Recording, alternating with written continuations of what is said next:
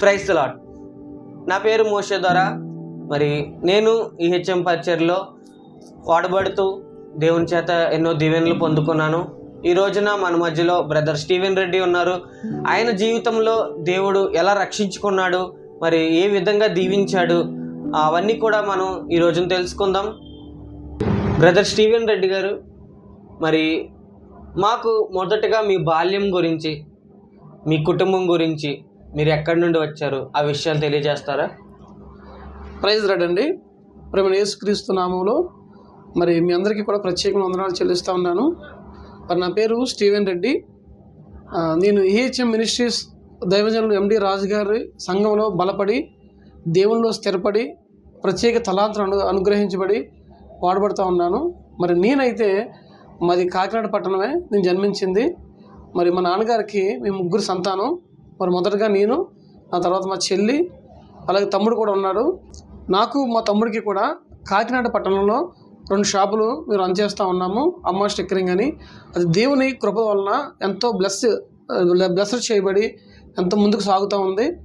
Brother Steven Reddy గారు, మరి దేవుని వల్ల దీవింపబడ్డామన్నారు, మరి ఎన్నో తలాంతులు దేవుడు ఇచ్చాడన్నారు. అయితే అసలు మొదటగా మీరు దేవునిలోనికి ఎలా వచ్చారు? అసలు ఎవరు మీకు దేవుని గురించి చెప్పారు? ఆ విషయాలు మా ప్రేక్షకులకు తెలియజేస్తారా? మరి మేమైతే చాలా భయంకరమైన విగ్రహారాధన కుటుంబానికి చెందిన వ్యక్తిని. అప్పుడు నా పేరు అయితే శ్రీరామ్ అండి. కానీ దేవుడిలో ప్రత్యేకించబడి వాడబడుతున్నప్పుడు అవి రక్షించబడిన తర్వాత స్టీవెన్గా మార్చబడ్డాను. అయితే మరి కొన్ని అనివార్య కారణాల వల్ల, నా జీవితంలో జరిగిన కొన్ని ఇబ్బందుల వల్ల దేవునికి ఆకర్షితులై ఉన్నాను. అది కూడా నామకార్థంగానే. ఎవరో చెప్తే, సువార్త చెప్తే విని, మా ఇంటి పక్క ఇరుగు పొరుగు సువార్త చెప్తే విని దేవుడు అంటే ఆసక్తి కలిగింది. అది నామకార్థంగానే. కానీ ఒక అమ్మాయి కోసం నేను ఏం చేశానంటే, ఒక యేసుక్రీస్తు ప్రభువారి బొమ్మ స్టిక్కరింగ్ కింద చేసి నా పాకెట్లో పెట్టుకోవడం జరిగింది. అది ఇష్టంతో కాదు, కానీ ఆ అమ్మాయి అంటే ఇష్టంతోనే. అమ్మాయి చర్చికి వెళ్ళే అమ్మాయి, దేవుళ్ళు ఎదగబడ్డ అమ్మాయి, దేవుని ద్వారా నడిపించబడుతున్న అమ్మాయి. అయితే నేను కేవలం అమ్మాయిని ఆకర్షించడం కోసం మాత్రమే యేసుక్రీస్తు ప్రభు ఫోటో నా జేబులో పెట్టుకోవడం జరిగింది.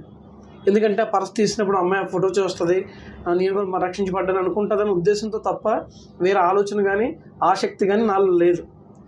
అయితే నేను చేసే పని ఏంటంటే స్టిక్కరింగ్ షాప్ అని చెప్పాను కదండి. అప్పుడు ఇంకా నేను సొంతంగా స్థాపించలేదు. ఒక చోట నేను పనిచేస్తూ ఉన్నప్పుడు అక్కడ నేను స్టిక్కరింగ్ చేయడానికి ఒక ప్రత్యేకమైన గుర్తింపు కలిగిన కాలేజీ బస్ స్టిక్కరింగ్ చేయడానికి నేను ఒప్పందం మీద అక్కడికి వెళ్ళాను. వెళ్తున్నప్పుడు ఆ బస్ తీసుకొని పక్కన ఉన్న ఒక చర్చ్ కాంపౌండ్లో పెట్టారు. పెట్టినప్పుడు ఆ చర్చ్కు పెద్దలు నా మీద చాలా ఆగ్రహం వ్యక్తం చేసి, ఇది చర్చ్ అనుకున్నారా లేకపోతే ఒక షెడ్ అనుకున్నారా ఇక్కడ పెట్టారని చెప్పి, వారి దృష్టిలో అది వారు చేయడం కరెక్టే. ఎందుకంటే ఒక ప్రార్థనా స్థలంలో ఒక బస్సు పెట్టి వర్క్ చేయించడం అన్నది కూడా తప్పు. కాబట్టి వారు నా మీద కొంచెం కేకలు వేశారు. అప్పుడు నేను అన్యుడిగా ఉన్నాను. అయితే వారు అన్న మాటకి నాకు కొంచెం కోపం వచ్చి వారు నేను ఘర్షణ పడ్డాం. ఘర్షణ పడినప్పుడు నా చేతిలో ఉండే చాకు అవతల వ్యక్తి కడుపులోకి వెళ్ళిపోయి చాలా బ్లీడింగ్ అయింది ఓవర్గా. బ్లీడింగ్ అవుతున్నప్పుడు ఆ బ్లడ్ చూసి నాలో నేను చలనం కోల్పోయాను, భయం వేసి. అప్పుడు అవతల వ్యక్తులు ఏం చేశారంటే, వారికి భయం వేసి నన్ను కొట్టడం జరిగినప్పుడు కొట్టేసి శుభ్రంగా నన్ను ఒక అటెంప్ట్ టు మర్డర్ కేసు నా మీద పెట్టి తీసుకెళ్ళి సెల్లో పడేశారండి. సెల్లో పెట్టినప్పుడు నాకు చుట్టూ ఎవరు కనిపించలేదు. అప్పుడు ఎవరికి మొబైల్స్ ఫోన్స్ లేవు, ల్యాండ్ ఫోన్స్ లేవు. దాదాపు ఇది జరిగి ఒక 23 సంవత్సరాల క్రితం సంగతి చెప్తున్నానండి నేను. అప్పుడు అక్కడున్న హోంగార్డ్ ఒక ఆమె నా దగ్గరికి వచ్చి, బాబు మీ ఇంటికి ఎవరికైనా ఫోన్ ఉంటే ఫోన్ నెంబర్ ఇవి, నేను ఫోన్ చేసి చెప్తాను నీ పరిస్థితి ఎలా ఉందన్నప్పుడు, నేను ఫోన్ డైరీ తీద్దామని పర్స్ తీసినప్పుడు అందులో నేను వెటకారంగా పెట్టుకున్న యేసుక్రీస్తు ప్రభువారి ఫోటో నా వైపు చూస్తూ నవ్వడం మొదలెట్టిందండి. నాకు వెంటనే నా చేతికున్న రోమాలు పైకి లేవడం మొదలుపెట్టినాయి. అప్పుడు నేను చేసిన ప్రార్థన ఏంటంటే, నువ్వు నిజంగా సజీవుడు అంటారు కదా, నువ్వు నిజంగా దేవుడు అంటారు కదా, నిన్ను ఆశ్రయించే వారిని నువ్వు తోసివేసే దేవుడు కాదు కదా, అనుకోకుండా ఇందులో నేను ఇరుక్కున్నాను. నిజంగా నన్ను బయట తెప్పిస్తే నా జీవితాంతం నిన్నే నమ్ముకుంటాను నాయన, అని ప్రార్థన చేసుకున్నానండి. ప్రార్థన చేసుకుంటే మేము కలిసి ఒక రాజీకి వచ్చిన తర్వాత నన్ను ఇంటికి పంపించేశారు. ఎటువంటి కేసు లేకుండా దేవుని కృపను బట్టి నేను క్షేమంగా ఇంటికి చేరుకున్నానండి. అప్పుడు దేవుడు అంటే నాకు ఆసక్తి కలిగింది. అది కూడా నామకార్థంగానే. అంత క్రిటికల్ పొజిషన్లో కూడా నేను దేవుణ్ణి స్తుతించాను, కానీ నా అవసరం తీరగానే మళ్ళీ మర్చిపోయాను దేవుణ్ణి. మర్చిపోయిన తర్వాత ఒక వ్యక్తి అప్పుడు కొత్తగా నేను సీడీ ప్లేయర్ కొనుక్కున్నానండి. సీడీ ప్లేయర్ కొనుక్కున్నప్పుడు నాకు అన్య దేవతలకు సంబంధించిన పాటలు కావాలి అని చెప్పి ఆ షాప్ దగ్గరికి వెళ్ళాను. ఆ షాప్ దగ్గరికి వెళ్ళి ఆ షాప్ వ్యక్తిని అడిగాను అనమాట, నాకు పలానా దేవుని పాటలున్న డిస్క్ కావాలండి అని అడిగితే, మా దగ్గర ఒకటి లేదండి, 7 వారాలకు దేవుడికి సంబంధించిన పాటలు ఉన్నాయి, అవి తీసుకోండి చాలా బాగుంటుందని నాకు ఆ క్యాసెట్ ఇవ్వడం జరిగింది. ఇస్తే అది మేము పెట్టామండి. పెట్టిన తర్వాత లక్షవారం పెట్టాం. లక్షవారం అయితే ఒక దేవుడు వస్తాయి, శుక్రవారం ఒక దేవుడు వస్తాయి, శనివారం ఆ రోజుకు సంబంధించిన దేవుడిది వస్తుంది. నా దృష్టిలో ఆదివారం కూడా దానికి సంబంధించిన దేవుడి పాటే రావాలి. కానీ అక్కడ ప్లే అవుతున్న పాట ఏంటంటే, నా ప్రాణమా నా అంతరంగమా అనే పాట ప్లే అవుతుంది. ప్లే అవుతున్నప్పుడు నేను వాష్రూమ్లో ఉన్నాను. నాకు వెంటనే ఇరిటేషన్ వచ్చి కొంచెం ఆపేద్దాం అనుకున్నప్పుడు ఉన్న పలంగా బయటికి రాలేను. నేను స్నానం చేసి బయటకు వచ్చేటప్పటికి ఆ పాట అయిపోయింది. ఆ పాట అయిన తర్వాత నేను మార్చుతుంటే మా నాన్నగారు బాగానే ఉన్నాయి కదా ఉంచు అన్నారు. ఉంచు అన్నప్పుడు మరుసటి రోజు సోమవారం నేను పెట్టాల్సిన పాటలు మర్చిపోయి మళ్ళీ నా ప్రాణమా నా అంతరంగమని మొదలెట్టాను. మొదలుపెట్టినప్పుడు నాకు అనిపించింది ఏంటంటే, నా ఎదలో మెదిలిన ఒక ఆలోచన ఏంటంటే, ఈ పాటల క్యాసెట్ మన దగ్గర ఉంటే చాలా ఇబ్బంది జరిగేలా ఉంది, మనం గందరగోళంలో పడతానే ఉంది. దేవుడు అంటే ప్రార్థన చేసుకున్నాను కానీ ముందు నుంచి ఆచార వ్యవహారాల్లో ఉన్నాం, దాన్ని విడిచిపెట్టకూడదు అనే ఉద్దేశంతో నేను నా ఫ్రెండ్కి ఆ డిస్క్ పట్టుకెళ్ళి ఇచ్చేసాను. ఇందులోని నీకు సంబంధించిన దేవుడి పాటలు చాలా మంచి పాటలు ఉన్నాయి, విను అని చెప్పేసి ఆ వ్యక్తి ఆ క్యాసెట్ తీసుకొని మధ్యాహ్నం భోజనం సమయంలోని మళ్ళీ ఇంకొక 3 క్యాసెట్లు పట్టుకొచ్చి నాకు ఇచ్చాడు. నువ్వు ఇచ్చిన పాటలు చాలా బాగున్నాయి, మా కుటుంబం అంతా సంతోషించాం, మరి నువ్వు ఇచ్చినందుకు కృతజ్ఞతగా నేను నీకు ఇంకొక ఆల్బమ్ ఇస్తున్నాను తీసుకోమని నడిపిస్తాడని పాటలు ఇచ్చాడు. నేను ఇచ్చినప్పుడు తను తీసుకున్నాడు కాబట్టి, తను ఇచ్చినప్పుడు కూడా నేను అయిష్టంగా తీసుకున్నాను. తీసుకొని ఇంటికి వెళ్ళిన తర్వాత ప్లే చేస్తే అందులో ఉన్న పాటలు నడిపిస్తాడు నా దేవుడు, నీకే నా ఆరాధన, మనసున్న మంచిదేవనే పాటలు ఉన్నాయి. ఆ పాట సింగర్ ఎవరో నాకు తెలియదు, కానీ నడిపిస్తాడు అనే పాట నన్ను దేవుని సన్నిధికి నడిపించింది. మనసున్న మంచిదేవన పాట నా మనసునే మార్చేసిందండి. కాబట్టి సంగీతంలో ఉన్న శక్తిని అనుభవిస్తూ దేవునిలో బలపడి స్థిరపడి, మరొకసారి చెప్తున్నాను, నా దైవజనులు ఎండి రాజు గారు వాక్యంలో బలపడి సంఘంలో స్థిరపడి అనేక మేలులు పొందుకొని నాకు వివాహం కూడా క్రైస్తవ వివాహం జరిగింది. అంత మార్పు దేవుడు నాలోనికి ఇచ్చాడు. అది కేవలం సంగీతంలో ఉన్న శక్తి ద్వారా మాత్రమే. సంగీతంలో ఉన్న శక్తి దేవుని మాట కాబట్టి ఆ మాట ప్రతి ఒక్క హృదయాలను చొచ్చుకొని పోయి ప్రతి ఒక్క హృదయాన్ని మారుస్తుంది. తద్వారా నేను దేవుని వైపు సంపూర్తిగా తిరగబడి క్రైస్తవ వివాహం చేసుకొని దేవుని ద్వారా ఇచ్చిన 2 బిడ్డలను స్వతంత్రించుకోగలిగాను. దానికి కారణం ఏంటంటే, దేవుని మీద మనం ఆనుకున్నప్పుడు, ఆధారపడినప్పుడు, ఆయన ఆధీనంలో మనం ఉన్నప్పుడు ఆయన ఇచ్చే దీవెనలు మనం స్వాధీనపరచుకోగలుగుతాం అని నేను ఖచ్చితంగా చెప్పగలను. దేవునికి స్తోత్రం. సో మీరు చెప్పిన దాన్ని బట్టి దేవుని యొక్క పాటల ద్వారా మీరు దేవుని దగ్గరికి ఆకర్షితులై అప్పటి నుండి కూడా దేవునిలో ఎదుగుతూ వచ్చాం. మరి పాటల గురించి సన్నివేశం వచ్చింది కాబట్టి, మరి మీరు పాటలు రాస్తూ ఉంటారు, పాడుతూ ఉంటారు. అసలు ఆ తలాంతు గురించి, అసలు పాటలు రాయాలని ఎందుకు అనిపించింది, ఈ క్యాసెట్లు చేయాలని ఎందుకు అనిపించింది, ఆ విషయం కూడా మా ప్రేక్షకులకు తెలియజేస్తారా? అంటే ఇప్పుడు మన బైబిల్ గ్రంథంలో పాత నిబంధన, కొత్త నిబంధన అని 2 పుస్తకాలు ఏ విధంగా ఉన్నాయో, మరి నా జీవితంలో కూడా మరి కొత్త నిబంధన, పాత నిబంధన అన్నట్టుగా ముందు జీవితం, తర్వాత జీవితం అనే విధంగా దేవుడు నన్ను ఏర్పరచుకున్నాడండి.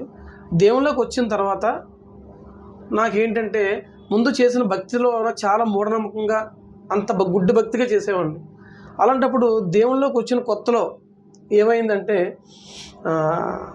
ఇప్పుడు ఎక్కడ చూసినా యువత దేనికి ఆకర్షితులు అవుతారంటే, వారికి ఉన్న శరీర సౌందర్యానికి ఆకర్షితులై వారికి ఉన్న బాడీని బయటకు ఎక్స్పోజ్ చేయడానికి అందాన్ని చూపించుకోవడానికి ఆ తహతాలు ఆడుతూ ఉంటారు. అలాంటి సమయంలో నా స్నేహితుడు అక్కడ వచ్చి చేతికి పచ్చబొట్టు వేయించుకుంటాను, అది ఎక్కడుందో తీసుకెళ్ళమంటే దాదాపు 17 సంవత్సరాల క్రితం. అప్పుడంత టెక్నాలజీ లేదు కాబట్టి తను వచ్చి అడిగినప్పుడు నేను అంత ఊరంతా తిరిగితే ఒక ప్రదేశంలో ఒక కింద అంత టెక్నాలజీ లేకుండా కింద ఒక పేపర్ లాంటిది తీసుకొని ఒక వ్యక్తి పచ్చబొట్లు వేస్తున్నాడు. ఆ వ్యక్తి దగ్గరికి వెళ్ళి నేను పచ్చబొట్టు వేయాలని అడిగినప్పుడు ఆ ఉత్సాహాన్ని చూసి నేను ముందుకు దిగి నేను వేయించుకున్నాను తనకంటే ముందుగా. నా భుజం మీద ఒక పచ్చబొట్టు వేయమని చెప్పి డిజైన్ ఇచ్చినప్పుడు ఆ వ్యక్తి పచ్చబొట్టు వేసాడు. పచ్చబొట్టు వేస్తున్నప్పుడు నాకు లైట్గా బ్లడ్ రావడం మొదలెట్టింది. అయితే ఎప్పుడైతే రక్తం బయటకు వచ్చిందో నాతో పాటు నన్ను తోడుకొని వచ్చిన వ్యక్తి నేను వేయించుకున్న పచ్చబొట్టు, ఎందుకంటే ఇప్పుడు ఎక్కడ చూసినా HIV రకరకాల వ్యాధులు ఎక్కువ ఉన్నాయి, ఇది చాలా రిస్క్తో కూడుకుని ఉంది. నీకు వేసినప్పుడు బ్లడ్ వచ్చింది, నీకు ముందు వేసిన వ్యక్తికి వేస్తున్నప్పుడు కూడా రక్తం వచ్చింది, ఈ రెండు కలిసి లేనిపోని జబ్బులు అంటుకుంటాయి కదా అని నాలో ఒక భయాన్ని రేపి తను జాగ్రత్తగా తన ఊరు వెళ్ళిపోయాడు. అలాంటప్పుడు నాలో నేను తర్జన పడుతూ దాదాపు ఒక 1 నెల రోజులు నిద్ర లేకుండా ఇబ్బంది పడుతూ ఏం చేయాలో తెలియని పరిస్థితితో భయంతో గడిపాను. ఒక 2 నెలలు అయిన తర్వాత మా చెల్లికి ఫస్ట్ పాప పుట్టిందండి. ఆ పాపకి 2 సంవత్సరాలు ఉన్న వయసులో మా చెల్లి ఏమందంటే, పాపకి ఆరోగ్యం బాగాలేదు, బ్లడ్ ఎక్కించాలంటున్నారు కాబట్టి నువ్వు వస్తే నీ బ్లడ్ తీసుకుంటారంట డాక్టర్ గారు, ఇద్దరు ఒక సేమ్ గ్రూప్లో ఉంది కదా అంటే నేను వెంటనే బ్లడ్ ఇవ్వడానికి రెడీ అయ్యాను. రెడీ అవ్వగానే నాకు గుర్తొచ్చిన ఆలోచన ఏంటంటే, నేను పచ్చబొట్టు వేసుకున్నాను కదా, మరి అలా పచ్చబొట్టు వేసుకున్నప్పుడు లేనిపోనిది ఏదైనా నాకు అంటుకుని ఉంటే ఇప్పుడు ఇబ్బంది పడాలి కదా అని చెప్పి తెలిసిన వ్యక్తిని పిలిచి నాకు HIV టెస్ట్ చేయమని చెప్పేసి అడిగినప్పుడు తను వచ్చి HIV టెస్ట్ చేశాడు. HIV టెస్ట్ చేసి రిపోర్ట్స్ నార్మల్స్ వచ్చినాయి, ఏమీ లేదు నీకు, దేనికి చేయించుకున్నావు అని నన్ను అడిగినప్పుడు నేను బ్లడ్ ఇవ్వడానికి వెళ్తున్నాను, అందుకని చెప్పి నేను HIV టెస్ట్ చేయమని చెప్పేసి అన్నప్పుడు బ్లడ్ ఇవ్వడానికి వెళ్ళేటప్పుడు HIV టెస్ట్ ఒకటే కాదు, బ్లడ్ ఇవ్వాలన్నా, ఆపరేషన్ చేయాలన్నా, విదేశాలకు వెళ్ళాలన్నా, లేదా ఇటువంటి ఆపరేషన్స్ అయినా చేయించుకోవాలనుకున్నప్పుడు డాక్టర్స్ కానీ ప్రతి వారు చేసే టెస్టులు ఏంటంటే HIVతో పాటు హెపటైటిస్ B అని లివర్ డిసీజ్ ఉన్న జబ్బున్న టెస్ట్ కూడా చేస్తారంటండి. ఆ సంగతి నాకు తెలియదు, అది కూడా నేను చేస్తాను, అప్పుడు ఎందుకనలే అని చెప్పేసి అని నా బ్లడ్ తీసి చెక్ చేసాడు. మళ్ళీ చేసినప్పుడు తను చెప్పిన మాట ఏంటంటే, నీకు హెపటైటిస్ B పాజిటివ్ వచ్చింది, నువ్వు రక్తం ఇవ్వడానికి అనర్హుడవు, నువ్వు నీ ఇచ్చిన రక్తం ఇచ్చినా సరే తీసుకున్నా దాన్ని పక్కన పట్టేస్తారు తప్ప నీ రక్తం వల్ల ఉపయోగం లేదు అని చెప్పినప్పుడు నా గుండె పగిలిపోయినంత పని అయిందండి. నేను అనుభవిస్తున్న క్షోభ, నేను పడ్డ బాధ ఎవరికి నేను చెప్పుకోలేదు. నా తల్లిదండ్రులకు చెప్పడం కానీ, నా బంధుమిత్రులకు చెప్పడం కానీ, నా స్నేహితులకు చెప్పడం కానీ ఏం చేయలేదు. కానీ కేవలం దేవుని యొద్ద మొరపెట్టాను. కానీ దేవుని యొద్ద ఆ రిపోర్ట్స్ నాకు పాజిటివ్ అని తెలియగానే నాకు వచ్చిన ఇంకో ఆలోచన ఏంటంటే, యేసుక్రీస్తు ప్రభు అంటే నాకు అచ్చుబడి లేని దేవుడు, నేను ఇందులోకి రాగానే నాకు ఈ జబ్బు వచ్చింది అని నాకు అనిపించినప్పుడు అదే రోజు ఏడుస్తూ ఆలయానికి వెళ్ళినప్పుడు దేవుని వాక్యం ద్వారా నాతో మాట్లాడి నన్ను బలపరిచాడండి. కానీ నేను గమనించింది ఏంటంటే, దేవునిలో బలపడాలి, దేవునిలో స్థిరపడాలి అంటే ఒకటి డబ్బైనా పోవాలి, జబ్బైనా రావాలి, కష్టమైనా కలగాలి, నష్టమైనా రావాలి. కాబట్టి దేవుడు నాకు ఈ శోధన పెట్టాడు అని దేవుని మీద సంపూర్తిగా ఆనుకుని ఆయన మీదే ఆధారపడి పైకి నవ్వుతూ లోపల ఏడుస్తూ నా జీవితాన్ని గడుపుతూ వచ్చినప్పుడు ఒక డాక్టర్ దగ్గరికి వెళ్ళానండి నేను. ఆయన మన కాకినాడ పట్టణంలోనే లివర్ అండ్ గట్స్ హాస్పిటల్ ఉంది, పెమ్మాడ వెంకటేశ్వరరావు గారు అని. ఆయన దగ్గరికి వెళ్ళి, సార్ నా పరిస్థితి ఎలా ఉందంటే, ఆయన చెక్ చేయించారండి. మళ్ళీ చెక్ చేయించి, మీకు పాజిటివ్ ఉందమ్మా, 1 సంవత్సరం తర్వాత మళ్ళీ రండి, దీనికి మందులు లేవు అని చెప్పినప్పుడు అప్పటికే నాకు వివాహం కుదిరి ఉంది. ఒక అమ్మాయిని ఇష్టపడ్డాను, అమ్మాయితో వివాహం అనుకున్నాను. మరి అప్పటికే నాకు ఈ డిసీజ్ వచ్చినప్పుడు జాగ్రత్తగా వాళ్ళని హోల్డ్లో పెట్టి 1 సంవత్సరం ఆగిన తర్వాత మళ్ళీ డాక్టర్ దగ్గరికి వెళ్ళి మళ్ళీ టెస్ట్ చేయించుకున్నానండి. చేయించుకున్నప్పుడు మళ్ళీ పాజిటివ్ వచ్చింది. ఆయన ఏమన్నారంటే, వైరల్ లోడ్ చెక్ చేద్దాం అమ్మా, చెక్ చేయించిన తర్వాత నీ వైరస్ ఎంత ఉందో చూద్దాం, చూసినప్పుడు నేను చెప్తానని చెప్పేసి అన్నప్పుడు వైరల్ లోడ్ చెక్ చేశారు. లోపల 350 వైరసెస్ ఉన్నాయి లోపల. అందరికీ కోట్లలో లక్షల్లో ఉంటాయి. ఒకటి మెడిసిన్ వాడని చెప్పి ఎడ్ఫోవిర్ అని ఒక ట్యాబ్లెట్ రాసిచ్చారండి. రాసిచ్చి ఒక 3 months వాడమన్నారు. నేను 6 months దాకా వాడి మానేసిన తర్వాత మళ్ళీ చెక్ చేస్తే నీకు రిపోర్ట్ నార్మల్గా ఉందమ్మా, వైరస్ పెద్ద ఏం లేదని లోపల అన్నప్పుడు నేను వెంటనే అంత బాగానే ఉంది కదా అని చెప్పి వివాహం చేసుకోవడం జరిగింది. వివాహం చేసుకున్న సంవత్సరానికి కొద్దిగా టెక్నాలజీ పెరగడం వల్ల అన్నీ ముందు తెలుస్తూ ఉన్నాయి. అప్పుడు మా మిస్సెస్ వాళ్ళ రెండో అక్క ఒక హాస్పిటల్లో హెడ్ అండి. ఆమె క్యారేజ్ ఇవ్వడానికి వెళ్ళినప్పుడు అక్కడ వరల్డ్ హెపటైటిస్ డే అని చెప్పి బోర్డు పెట్టారు. ఆ బోర్డు పెట్టినప్పుడు ఆ బోర్డు చూశాను. నేను చూసి అక్కడ ఉన్న వాళ్ళని అడిగాను, ఈ బోర్డు ఏంటమ్మా అని అడిగితే, ఇది చాప కింద నీళ్ళలాగా అందరికి అంటుకునే వ్యాధి అండి. ఇది భర్తకుంటే భార్యకి, భార్యకుంటే భర్తకి అలా సంక్రమిస్తూ వస్తుంది. దీన్ని మనం నెగ్లెక్ట్ చేయకూడదు అని ఒక అమ్మాయి చెప్పిందండి. చెప్పినప్పుడు నాలో ఉన్న బాధ ఇంకా ఎక్కువైంది. ఇది ముందు తెలిస్తే పెళ్ళికి సిద్ధం కాకపోదును అని చెప్పేసి అని ఇంకా భయపడి జాగ్రత్తగా ఇంటికి వచ్చినప్పుడు నా భార్య కన్సీవ్ అని తెలిసింది. ఇంకా అది ఎక్కువైందండి నాకు. ఎక్కువైన తర్వాత ఇంకా అలా దేవుని మీద ఆధారపడి దేవుళ్ళలోనే ఆనందిస్తూ రోజులు గడుస్తూ వచ్చాయి. నా భార్యను హాస్పిటల్కి తీసుకెళ్ళాం చెక్ చేయించడానికి. తనకు కూడా నేను చెప్పలేదు ఎలా ఉందని. హాస్పిటల్కి తీసుకెళ్ళినప్పుడు తనకు చెక్ చేస్తున్నప్పుడు హాస్పిటల్కి వెళ్ళంగానే వాళ్ళు చేసే టెస్టులు హెచ్ఐవి టెస్ట్, హెపటైటిస్ చేశారు. తనకు అందరూ ఏం లేదని వచ్చింది. నేను చాలా ఆశ్చర్యపడి నాకు కూడా తగ్గిపోయిందేమో అని చెప్పి నేను మళ్ళీ వేరే చోటుకి వెళ్ళి నేను చేయించుకున్నాను. నాకు మళ్ళీ పాజిటివ్ వచ్చింది. ఏంటి ప్రభు నీ కార్యం మరి నాకు అర్థం కావట్లేదు అని చెప్పేసి అని దేవుని యొద్ద మాత్రమే మొరపెట్టానండి. మొరపెట్టినప్పుడు నాకున్న బాధను మర్చిపోవడానికి ఏం చేయాలి అని ఆలోచించినప్పుడు, దేవుని కొరకు ఏదో పని చేయాలని ఆశ కలిగినప్పుడు, ఆరాట పడుతున్నప్పుడు పాటలు రాయడానికి దేవుడు నాకు సహాయం చేశాడు. ఆ పాటలు ఒక ఆల్బమ్ రూపంలో రూపొందించి ఒక ప్రత్యేకమైన ఒక పెద్ద ఈవెంట్గా చేయడానికి దేవుడు సహాయం చేశాడు. తద్వారా నాకు ఎంతో గుర్తింపు, గౌరవాన్ని కూడా దేవుడు నాకు దయచేశాడు. మరి విన్నారు కదా, దేవుని మీద ఆధారపడితే మనకు దేవుడు ఎన్నెన్ని కార్యాలు చేస్తారో మీరు విన్నారు. మరి బ్రదర్, దేవుడు ఏమేమి కార్యాలు చేశారో ఇప్పటికే చాలా కార్యాలు మీరు చెప్పారు. మరి ఇంకా దేవునిలో మరి ఎదుగుతూ ఉన్నారు కాబట్టి మీరు ఎన్నో పాటలు రాస్తూ ఎన్నో చోట్ల వాడబడుతున్నారు మీరు. మరి మా ప్రేక్షకులకి దేవుని గురించి చిన్ని మాటలు చెప్పండి. దేవుని మీద ఆధారపడినప్పుడు మనకి ఎటువంటి సహాయం అందనప్పుడు చాలామంది అంటారండి, ఈ రోజుల్లో స్వస్థతలు అనేవి లేవు కానీ అని చాలామంది వాదోపవాదాలు నేను విన్నాను. కానీ మనుషులు చేయలేని పని, వైద్యులు చేయలేని పని మాత్రమే దేవుడు చేయగలడు. వైద్యుల ద్వారా తగ్గే జబ్బును కానీ లేదంటే మందులు ఉన్న జబ్బును కానీ అది ఎవరైనా తగ్గిస్తారు. మనుషులకు అసాధ్యమైనది చేయడం మాత్రమే దేవుని వంతు. మనం దేవుని మీద సంపూర్తిగా ఆధారపడినప్పుడు, ఆయన పేదే ఆనుకున్నప్పుడు దేవుడు మనకి ఒక ముళ్ళు పెడతాడండి. ఆ ముళ్ళు ఎందుకు పెడతాడంటే, ఆ ముళ్ళు పెట్టినప్పుడే మనం ఒళ్ళు దగ్గర పెట్టుకొని ఉంటాం కాబట్టి.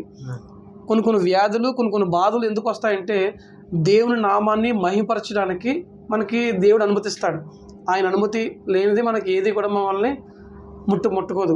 నాకున్న జబ్బును బట్టి నేను ఎంతో బాధపడుతున్నప్పుడు దేవుని యొద్ద విజ్ఞాపన చేయగా, మరి నాకు 2 బిడ్డలు కలిగినా కూడా నాకున్న వైరస్ నా బిడ్డలకు కానీ నా భార్యకు కానీ సోకకుండా దేవుని మహిమార్థమే తన దక్షిణ హస్తాన్ని మా మధ్య నుంచి, మేము కామన్ లైఫ్ స్టైల్లో ఉన్న ప్రతి భార్య భర్త ఏ విధంగా ఉంటారో ఆ విధంగా ఉన్నా కూడా దేవుడు తనను మహిమపరచుకోవడానికి, తనను గణపరచుకోవడానికి, తన నామాన్ని హెచ్చించడానికి తన దక్షిణ హస్తాన్ని మా మధ్య నుంచి, మా నుంచి ఎటువంటి వైరస్ కానీ వారికి చేరకుండా మమ్మల్ని సజీవంగా ఉంచాడు. అంతేకాకుండా 2024 సంవత్సరం ఏప్రిల్ 2వ తారీఖున నేను కొన్ని రకాల టెస్టులు చేయించుకున్నప్పుడు అప్పుడు హెపటైటిస్ బి టెస్ట్ కూడా చేశారు నాకు.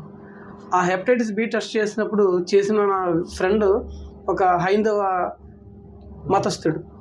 తను అన్న మాట ఏంటంటే, మీ దేవుడు మిమ్మల్ని కలగజేసుకున్నాడు, మీ విషయంలో కలగజేసుకొని ఒక కార్యం చేశాడండి అని కళ్ళను నీళ్ళు పెట్టుకొని చెప్పిన మాట ఏంటంటే, మీకున్న హెపటైటిస్ బి అనే వ్యాధి పోయి మీకు నెగిటివ్ వచ్చింది అని చెప్పినప్పుడు నాకంటే ఎక్కువ ఆనందానికి లోనయ్యాడు, నాకన్నా ఎక్కువ ఆవేశానికి లోనయ్యి తన కళ్ళల్లో నీరు కారిందండి. బైబిల్ గ్రంథంలో ఒక మాట ఉంది ఏంటంటే, జరుగుతాయని మనం అనుకుని భయంకరమైన క్రియలు నీవు చేయగానే అన్యజనులు కలవరపడతారు అని బైబిల్ గ్రంథం సెలవిస్తూ ఉంది. దేవుడు నా జీవితంలో చేసిన ఈ అద్భుత కార్యాన్ని బట్టి ఒక అన్యజనుడు కలవరపడ్డాడు, కంగారు పడ్డాడు, ఆశ్చర్యపడ్డాడు, రెండోదిగా ఆనందపడ్డాడు. మీ దేవుడు గొప్పోడండి. నేను 35 సంవత్సరాల నా ఎక్స్పీరియన్స్లో ఎవరికి తగ్గింది, నెగిటివ్ వచ్చింది అనే మాట నేను వినలేదు, నేను చూడలేదు. నేను చూసిన మొట్టమొదటి వ్యక్తి మీరే అని ఆ వ్యక్తి సాక్ష్యం చెప్పాడు నాకు అసలు. దాన్ని బట్టి నేను దేవుని ఎంతగానో మహిమపరుస్తూ ఉన్నానండి. దేవునికి అసాధ్యమైనది ఏదీ లేదు. మనం అనుకుంటాం మన పని అంతా అయిపోయింది అనుకుంటాం, కానీ అలాంటప్పుడు దేవుడు కలగజేసుకొని తన నామ మహిమార్థమే మనల్ని వాడుకుంటాడు. అలా నా జీవితంలో దేవుడు ఆరోగ్యాన్ని ఇచ్చాడు, ఆయుష్ని ఇచ్చాడు, ఆనందం ఇచ్చాడు. అటువంటి దేవునికి నా మనస్ఫూర్తిగా కృతజ్ఞతలు చెల్లిస్తున్నానండి. మరి విన్నారు కదా, దేవుడు మీద ఆధారపడినప్పుడు దేవుడు మనల్ని మనం ఊహించని విధంగా మనకి దేవుడు కార్యాలు చేస్తూ ఉంటాడు.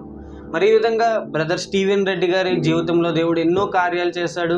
మరి చక్కని షాప్ అమ్మ స్టిక్కరింగ్ అంటే కాకినాడలో ఒక మంచి పేరుంది. మరి అలాగే ఎన్నో పాటలు రాశారు, ఎన్నో విదేశాలకు కూడా వెళ్ళి వాడబడ్డారు. మరి ఇవన్నీ కూడా దేవుడి వలన జరిగిన కార్యాలు.